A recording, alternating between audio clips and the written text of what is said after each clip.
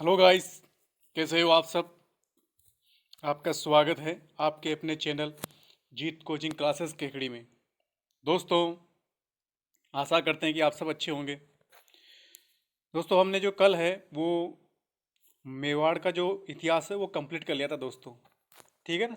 इसके बाद में अपन जो आज स्टार्ट करते हैं सांबर के चौहान दोस्तों।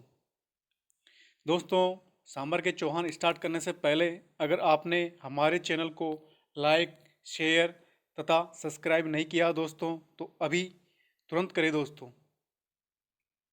आइए वीडियो शुरू करते हैं।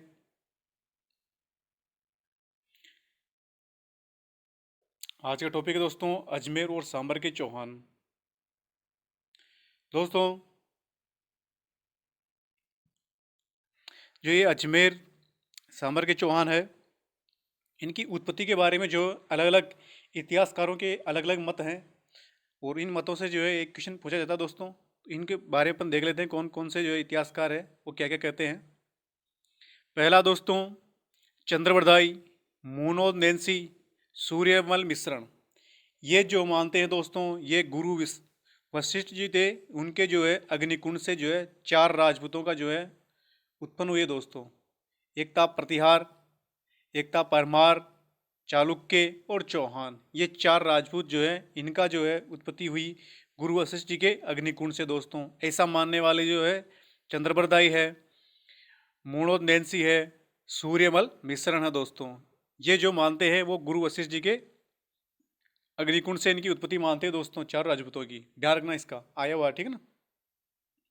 अगला देखते हैं हम बिजोलिया जो शिलालेख दोस्तों। इस बिजोलिया शिलालेख के अनुसार जो है जो सांबर के चौहान है दोस्तों वो वत्स ऋषि के जो है वंशज है दोस्तों। बिजोलिया शिलालेख जो है भीलवाड़ा के अंदर वहाँ से शिलालेख प्राप्त हुआ, उसके अनुसार जो है वत्स ऋषि के वंशज है सांबर के चौहान, उसमें ऐसा लिखा हुआ दोस्तों। ठीक है ना।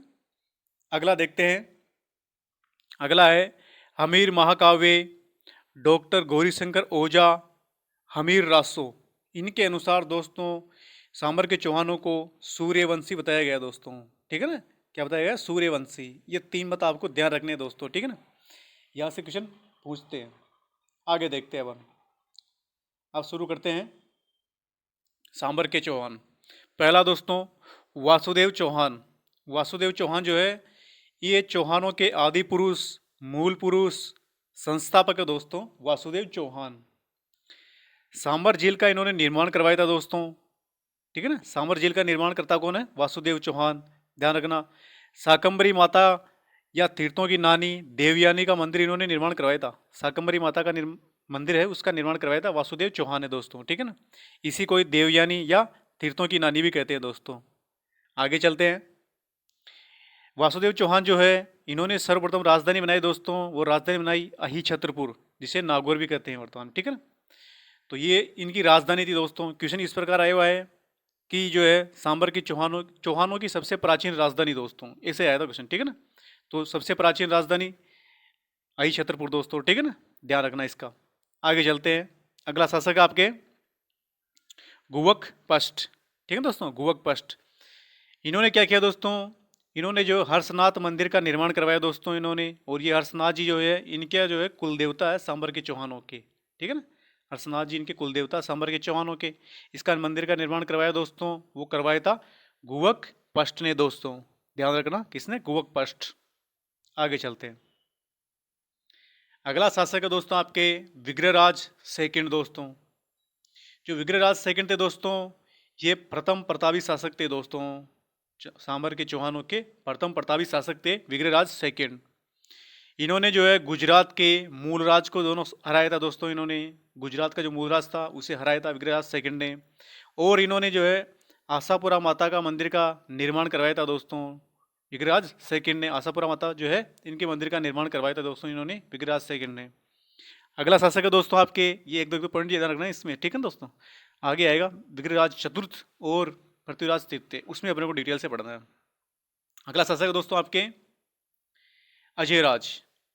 दोस्तों अजयराज ने जो है 1113 के अंदर अजमेर शहर की स्थापना की और इसे अपनी राजधानी बनाया दोस्तों। ठीक है ना। अजमेर को स्थापना की दोस्तों इन्होंने 1113 में। और इसे अपनी राजधानी बनाया था, ये सन भी ध्यान रखना, ठीक है ना। और क्या किया इन्होंने, इन्होंने जो है गढ़बीटली पहाड़ी पर जो है अजयमेरू दुर्ग बनवाया था दोस्तों। कौन सी पहाड़ी दोस्तों, गढ़बीटली पहाड़ी पर अजयमेरू दुर्ग इन्होंने बनवाया था अजयराज जी ने।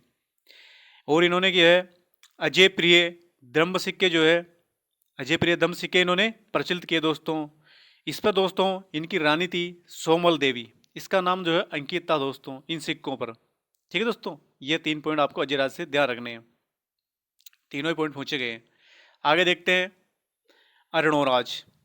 अरुणोराज जो है इन्हें अन्ना जी भी कहते हैं दोस्तों, क्या कहते हैं, अन्ना जी। इन्होंने क्या किया, 1137 में आनासागर झील का निर्माण करवाया दोस्तों। इसके अंदर जो है लूणी या चंद्रा नदी का पानी आता है दोस्तों, ठीक है ना। तो आनासागर झील का निर्माण करवाया, ये सन भी ध्यान रखना है, पूछा गया है। 1137 के अंदर करवाया था आनासागर झील का निर्माण अन्ना जी ने या अरुणोराज ने। और इन्होंने एक और करवाया था, वराह मंदिर का निर्माण करवाया था पुष्कर के अंदर जो है, ठीक है दोस्तों। पुष्कर के अंदर जो वराह मंदिर है उसका निर्माण भी अरुणोराज जी ने कराया था, ठीक है दोस्तों। अरुणोराज जी ने करवाया था उसका मंदिर का निर्माण भी। इनका पुत्र था दोस्तों जगदेव। कौन दोस्तों, जगदेव। जगदेव जो है दोस्तों इन्होंने जो है अरुणराज की हत्या कर दी थी। तो चौहानों में जो है पितृहंता कहलाता है दोस्तों, वो कहलाता है जगदेव, ठीक है दोस्तों, जगदेव। आगे चलते हैं, अब पढ़ते हैं अपन विग्रहराज चतुर्थ, ठीक है दोस्तों। विग्रहराज चतुर्थ शुरू करते हैं। तो विग्रहराज चतुर्थ जो है इन्हें दोस्तों बीसल देव भी कहते हैं।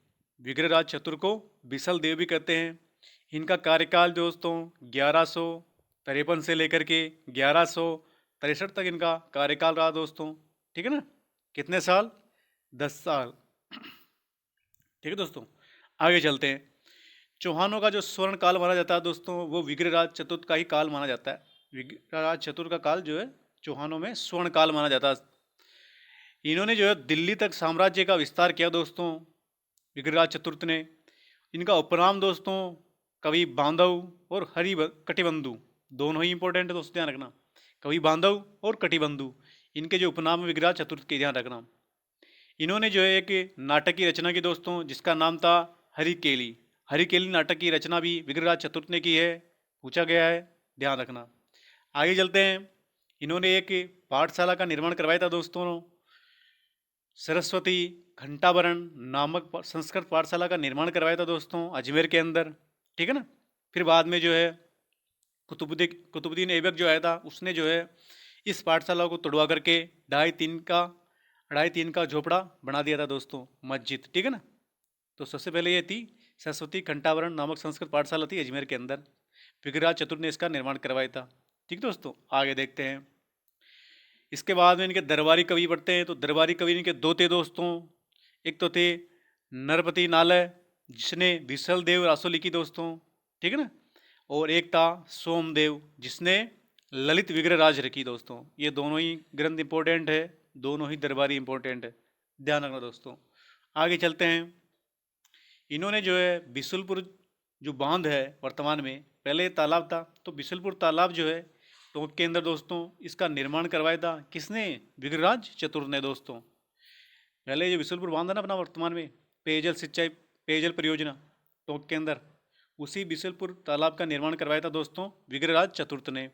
और इसके अंदर जो है इस बिशुलपुर तालाब के किनारे जो शिव जी का मंदिर है उसका निर्माण कराएंगे अपने पृथ्वीराज, ठीक है दोस्तों, आगे आएगा वो। तो बिशुलपुर बांध के का बिशुलपुर तालाब का निर्माण करवाया था दोस्तों विग्रहराज चतुर्थ ने। आगे देखते हैं। और इन्होंने जो है भारत में सर्वप्रथम पशु हत्या पर रोक लगाने वाले शासक दोस्तों विग्रहराज चतुर्थ दोस्तों। इन्होंने जो है जाबालीपुर को ज्वालापुर में परिवर्तित किया था दोस्तों, ये भी वर्तमान में आया क्वेश्चन है, ठीक है दोस्तों। आगे देखते हैं दोस्तों।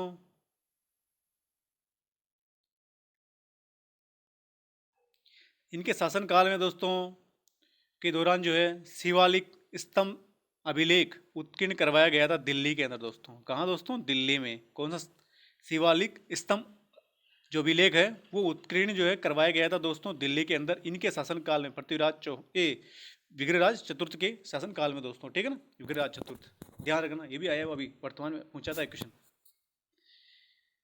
अब आते हैं अपन पृथ्वीराज तृतीय दोस्तों, जहाँ से जो है अगर क्वेश्चन पूछते हैं तो जनरली जो है यहीं से पूछते हैं। शुरू करते हैं।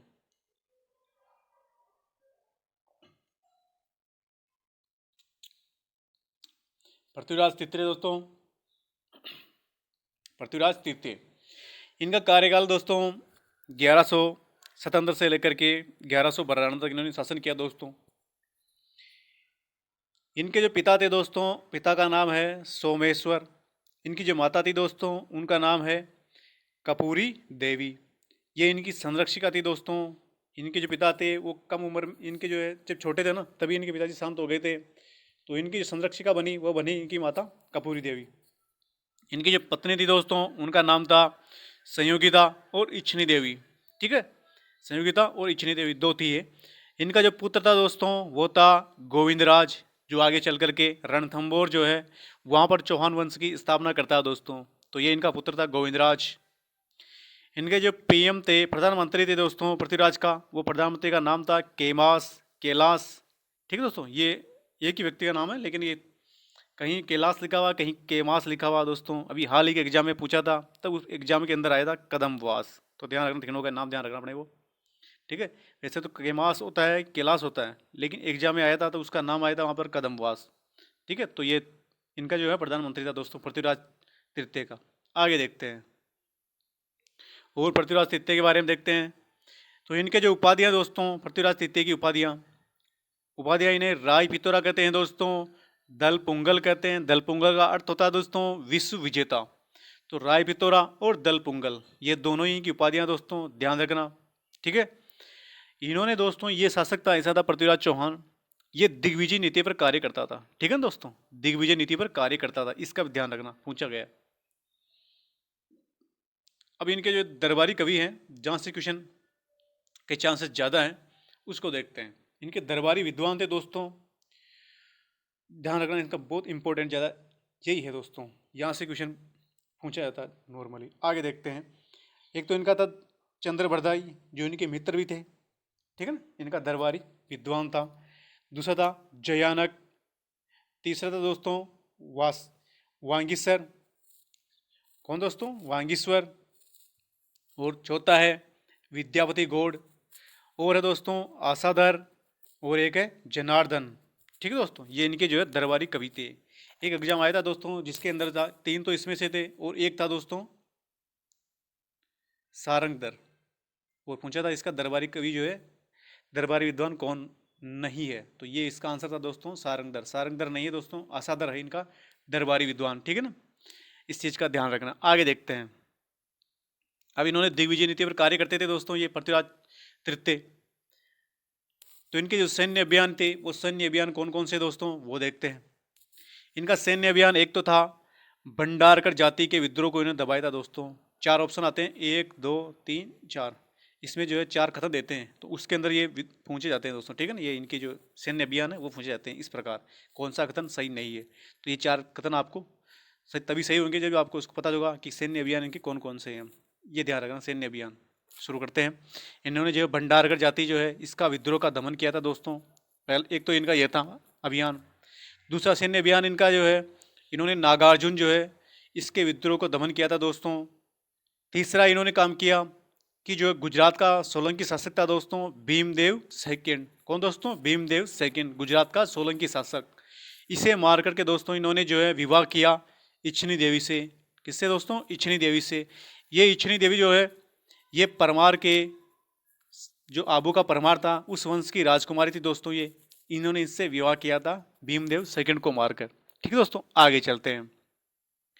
अगला इनका सैन्य अभियान है वो है इनका दोस्तों, इनका एक मौसेरा भाई था दोस्तों। ठीक है, जो कन्नौज का शासक था दोस्तों, पटना, कन्नौज यानी पटना। इनका जो शासक था कन्नौज का वो था दोस्तों जयचंद गढ़वाल। ध्यान रखना, कौन सा गढ़वाल शासक इनके जो समकालीन था, इस प्रकार क्वेश्चन आया हुआ है। तो इनका जो मौसेरा भाई था जयचंद गढ़वाल, वो इनके समकालीन था दोस्तों। ठीक है ना, तो जयचंद गढ़वाल जो है इसकी पुत्री थी दोस्तों संयोगिता। ठीक है दोस्तों, तो इन जो है संयोगिता को जो है पृथ्वीराज चौहान तृतीय ने जो है भगा करके इनके साथ जो है गंधर्व विवाह जो है किया था दोस्तों। ठीक है ना, गंधर्व विवाह जो है किया था संयोगिता के साथ दोस्तों इन्होंने, पृथ्वीराज चौहान तृतीय ने दोस्तों। ठीक है, आगे देखते हैं। अगला इनका सैन्य अभियान दोस्तों वो आता है 1182 में, महोबा का युद्ध दोस्तों। ठीक है ना, महोबा का युद्ध। इसमें क्या किया दोस्तों इन्होंने, महोबा के शासक थे परमार्दी देव चंदेल। कौन दोस्तों? परमार्दी देव चंदेल। इनके सेनापति थे दोस्तों आला और उदल। ये दोनों बहुत वीर थे दोस्तों, आला और उदल। ठीक है दोस्तों। तो इन्होंने जो है पृथ्वीराज चौहान ने इन पर जो है आक्रमण किया और जो है पृथ्वीराज चौहान इसमें जो है विजय रही दोस्तों। ठीक है ना, महोबा के युद्ध में। परमार्दी देव चंदेल नाम ध्यान रखना दोस्तों इसका। ठीक है ना। इसके दो सेनापति थे आला और उदल, ये भी इंपॉर्टेंट है। आला और उदल जो है इस युद्ध के अंदर जो है वीरगति को प्राप्त हो गए थे दोस्तों। ठीक है यहाँ तक। अब आगे देखते हैं। अब आता है तराइन का युद्ध दोस्तों। कौन सा? तराइन का युद्ध। पृथ्वीराज चौहान तृतीय तराइन के युद्ध में जो है इनके कौन कौन से इनके साथ में थे? तो इनके साथ में थे इनके सेनापति चामुंडा राय या खांडे राव थे इस तराइन के युद्ध में दोस्तों। इनके जो है सेनापति थे चामुंडा राय व खांडे राव दोस्तों। ठीक है ना। और इनका बहन भाई इसके साथ में था जिसका नाम है मेवाड़ का समर सिंह दोस्तों। ठीक है ना। और दिल्ली का शासक गोविंदराज तोमर दोस्तों, ये भी जो है इस तराइन के प्रथम युद्ध में पृथ्वीराज चौहान तृतीय के साथ में थे दोस्तों। ठीक है ना। मोहम्मद गजनवी की बात करते हैं दोस्तों, सॉरी गोरी की। तो मोहम्मद गोरी दोस्तों ये गजनवी का शासक था। ठीक है। इसका नाम है पूरा सियाबुद्दीन गोरी दोस्तों।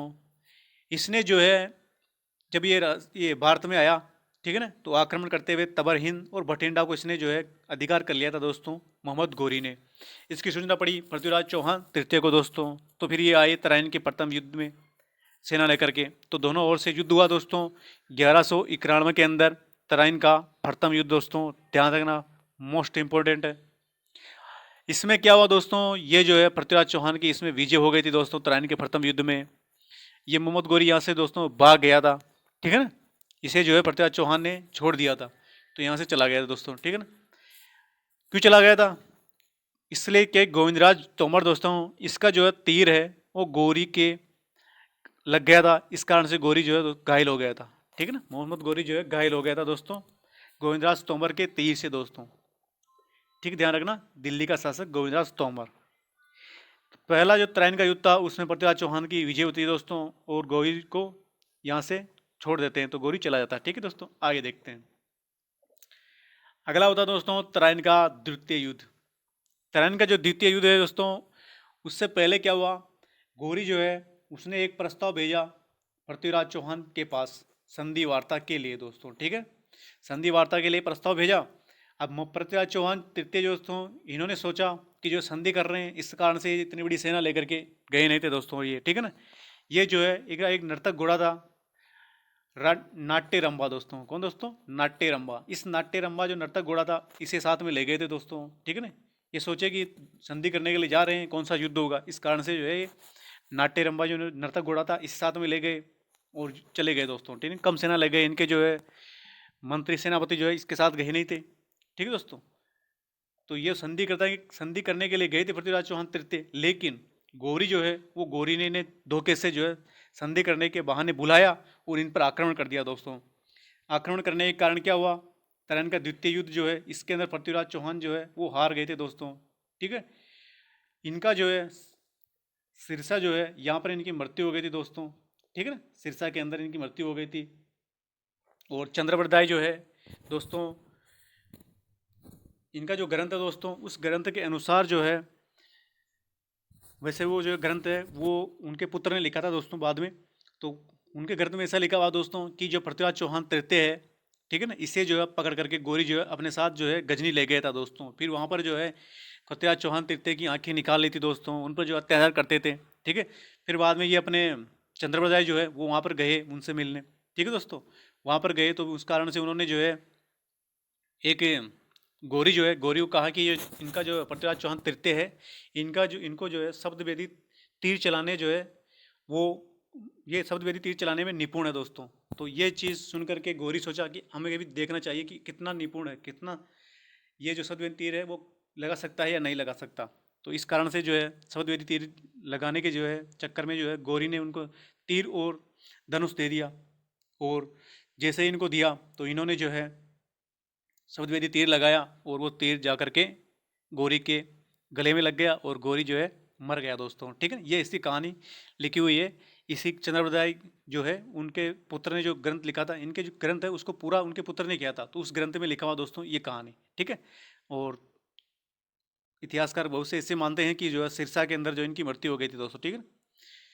तो इनकी छतरी बनी हुई है दोस्तों, इनकी समाधि और छतरी कहाँ बनी हुई है दोस्तों? काबुल गजनी के अंदर दोस्तों, ठीक है ना, पूछा गया, ध्यान रखना। इनकी समाधि और छतरी जो है काबुल गजनी के अंदर बनी हुई है दोस्तों। आगे देखते हैं, इनका एक स्मारक जो है दोस्तों वो बना हुआ तारागढ़ दुर्ग अजमेर के अंदर दोस्तों। कहाँ बना हुआ? तारागढ़ दुर्ग अजमेर के अंदर इसका स्मारक जो है बना हुआ दोस्तों। आगे देखते हैं, तो ये बिशनपुर बांध जो है दोस्तों, इसका तालाब का निर्माण करवाया था वो विग्रहराज चतुर्थ ने करवाया था दोस्तों, ठीक है ना। और इसके किनारे जो है महादेव जी का मंदिर है, उसका निर्माण करवाया था दोस्तों, वो करवाया था पृथ्वीराज चौहान तृतीय ने दोस्तों, ठीक है ना। और इन्होंने एक चीज बनाई दोस्तों, कला साहित्य विभाग की स्थापना करवाई दोस्तों, ठीक है ना। अजमेर के अंदर कला साहित्य विभाग की स्थापना कराई, ध्यान रखना। इसके प्रथम अध्यक्ष थे पद्मनाभ दोस्तों, ये भी ध्यान रखना दोस्तों, ठीक है ना। इन्होंने जो कला साहित्य विभाग की स्थापना करवाई अजमेर के अंदर, और इसके प्रथम अध्यक्ष थे पद्मनाभ।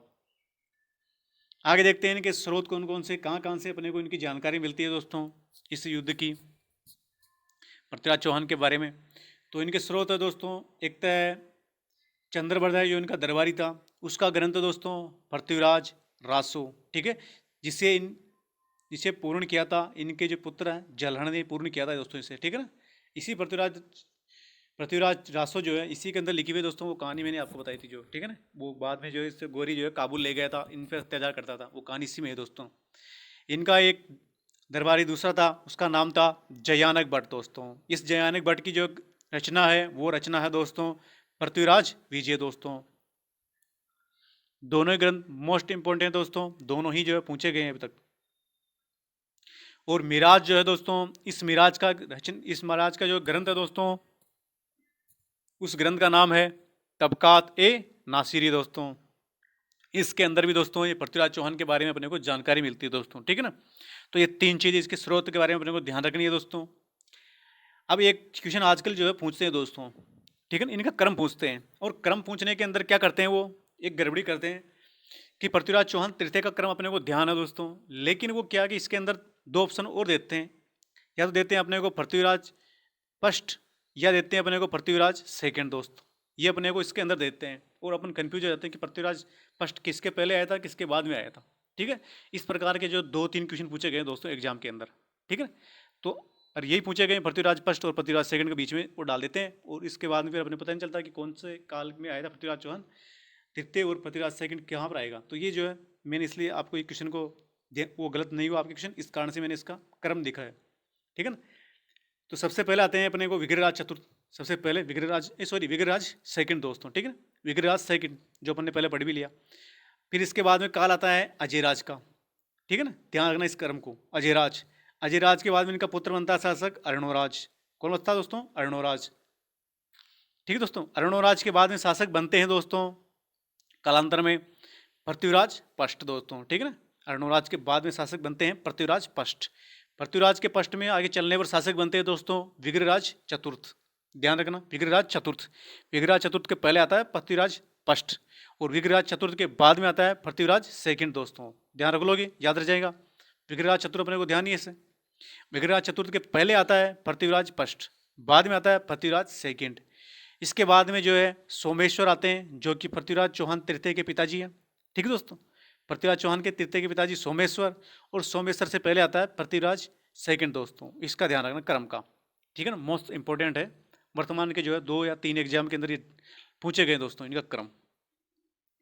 अब एक चीज़ और ध्यान रखना दोस्तों, एक शासक था ये पृथ्वीराज सेकंड, इसके लिए एक क्वेश्चन आया था, ठीक है ना, एक क्वेश्चन आया फिलहाल इसके बारे में। तो पृथ्वीराज चौहान तृतीय, पृथ्वीराज चौहान सेकंड जो है इसका एक क्वेश्चन आया था। इसमें क्या होता कि मेनाल में जो है बहुवेश्वर शिव मंदिर का निर्माण करवाया था दोस्तों, वो करवाया था पृथ्वीराज सेकंड ने दोस्तों, ठीक है ना। ये इस प्रकार का क्वेश्चन आया था, किसने करवाया था इसे पूछा था, तो वो था पृथ्वीराज सेकंड दोस्तों, इसका ध्यान रखना, ठीक है।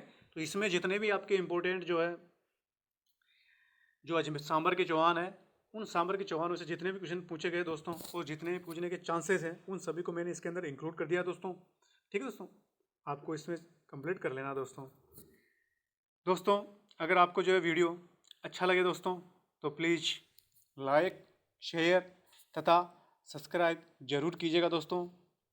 दोस्तों आगे कुछ भी इंक्वायरी है तो आप जो है इसके कमेंट बॉक्स में कर दीजिएगा, मैं उसका रिप्लाई आपको कर दूंगा। दोस्तों अगर आप हमारे टेलीग्राम चैनल को ज्वाइन करना चाहते हैं तो उसका लिंक वीडियो के डिस्क्रिप्शन में दे रखा है, वहाँ से आप जा करके उसको ज्वाइन कर सकते हैं दोस्तों, जहाँ पर आपको जो है मोस्ट इम्पॉर्टेंट क्वेश्चन पिछले एग्जाम के अंदर आए हुए हैं, वो मोस्ट इम्पॉर्टेंट क्वेश्चन जो है उसकी क्विज दी जाती है दोस्तों वहाँ पर टेलीग्राम चैनल पर। ठीक है दोस्तों, आगे चलते हैं दोस्तों। Okay, thank you.